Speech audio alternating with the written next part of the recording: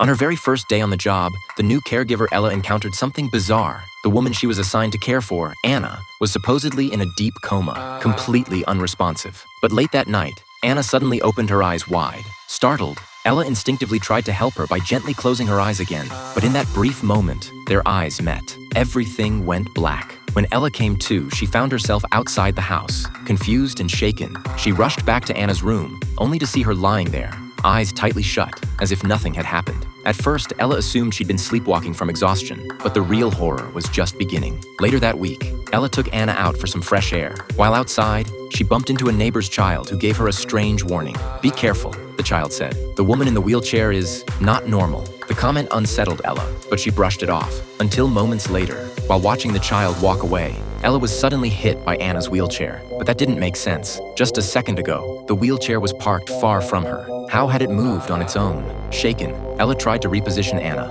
only to lock eyes with her again. And again, everything went dark. When Ella awoke this time, she was sitting in a moving car. Panicked, she rushed back into the house, only to find Anna lying there, unresponsive. Overcome with fear and confusion, Ella decided she couldn't stay any longer. She handed in her resignation. Anna's husband, Jack, was clearly reluctant to let her go. Still, he agreed to drive her away from the house. But halfway through the drive, he pulled over. Through tears, Jack confessed his love for Ella. He admitted it was wrong, that he was betraying his wife. But after years of loneliness, he couldn't help it.